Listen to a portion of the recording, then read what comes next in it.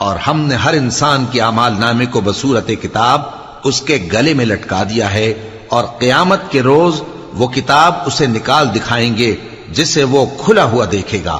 کہا جائے گا کہ اپنی کتاب پڑھ لے، تو آج اپنا آپ ہی حساب کرنے والا کافی ہے۔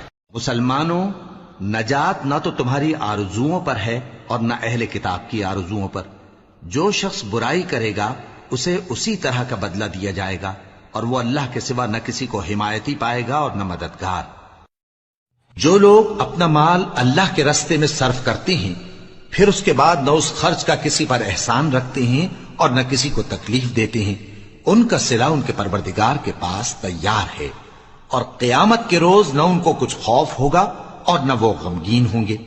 جس خیرات کے دینے کے بعد لینے والے کو ایذا دی جائے، اس سے تو نرم بات کہہ دینی اور درگزر کرنا بہتر ہے، اور اللہ بے نیاز ہے، بردبار ہے۔ ہاں، جنہوں نے توبہ کی اور اپنی حالت کو درست کر لیا اور اللہ کی رسی کو مضبوط پکڑ لیا اور خالص اللہ کے حکم بردار ہو گئے، تو ایسے لوگ مومنوں کے ساتھ ہوں گے، اور اللہ عنقریب مومنوں کو بڑا ثواب دے گا۔ منافقوں کی مثال شیطان کی سی ہے کہ انسان سے کہتا رہا کہ کافر ہو جا، پھر جب وہ کافر ہو گیا تو کہنے لگا کہ مجھے تجھ سے کچھ سروکار نہیں، مجھ کو تو اللہ رب العالمین سے ڈر لگتا ہے۔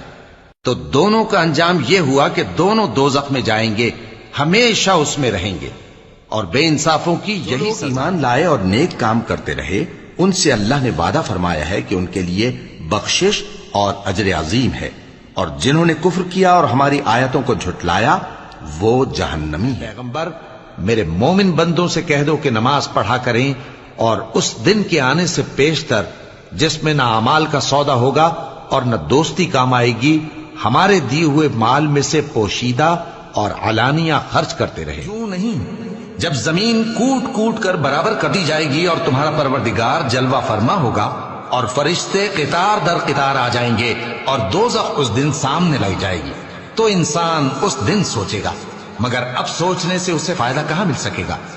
کہے گا کاش میں نے اپنی اس زندگی کے لیے کچھ آگے بھیجا ہوتا، تو اس دن نہ کوئی اللہ کے عذاب کی طرح کا عذاب دے گا اور نہ کوئی اس کے جکڑنے کی طرح جکڑے گا۔ آج تمہیں نہ کچھ خوف ہے اور نہ تم غمناک ہوگے۔